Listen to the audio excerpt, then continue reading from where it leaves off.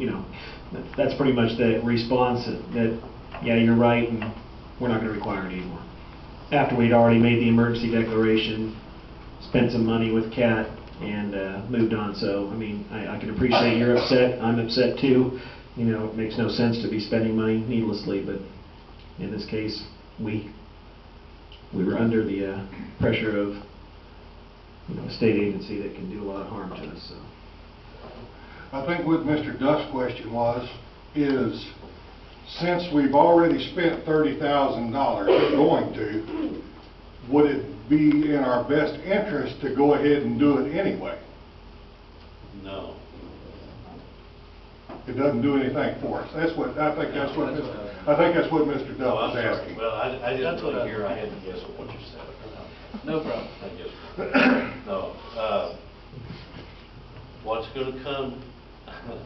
Okay, they're saying because we're 2 1/4 miles away from the Sny Bar, we don't have to disinfect. But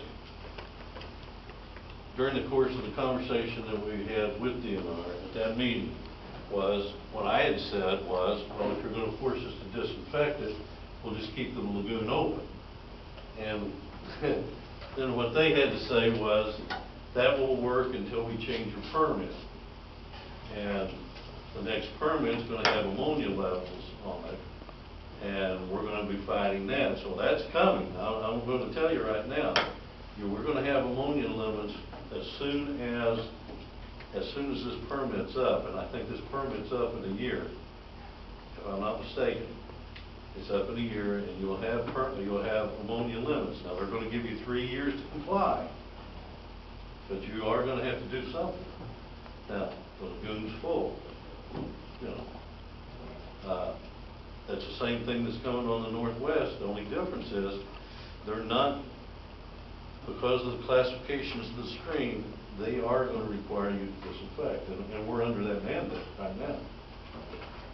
We have to disinfect by a certain time. Now, with the new treatment plant and the things where we're moving, that's all going to take time. So we are going to probably have to address it, depending on how fast we can do the things that we need to do. We may have to put something up temporarily again, like we were going to do at the Southwest, until we can get everything lined up. And after the ammonia limits, they're going to come with nutrient limits. It's just a progression. It's going to be a steady progression, basically, until you eliminate your limits. Every time the permits change, there's going to be something else put on. And so the permit then on the West Lagoon that we hold at this time is good through 3 years from now? No? The permit that you hold now has been rewritten because they put disinfection on it. It's the state bureaucracy. You were under a permit that said that you had to disinfect. So since they didn't, they changed their mind and we didn't, then they had to rewrite the permit. And so we have a permit now that says we don't have to disinfect, but they didn't change. What we were hoping was that they would extend the length of the permit, but they didn't. So if I'm not mistaken, next year in October, we will get a new permit. Now, right now, what you do, or what we are required to do, is just monitor for like ammonia limits and those kinds of things. Next permit is going to have ammonia limits. And that's not what any of this equipment does? No, this is just for the disinfection. The ammonia limits, to treat the ammonia was something, again, it's been quite a while, but it was something like $200,000 more in order just to keep the lagoon open. And remember, it's full. You can't put anything else out there.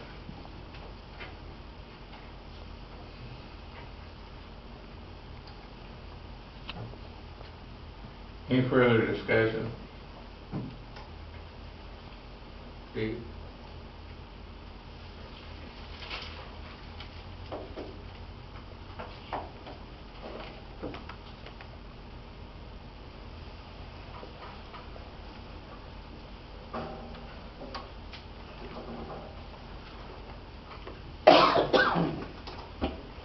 Make a motion, we accept the first reading of ordinance number 2786, bill number 2010-10. We have a motion. I'll second that, Mr. Mayor. All in favor? Yeah. Y'all want to do the second reading of this tonight?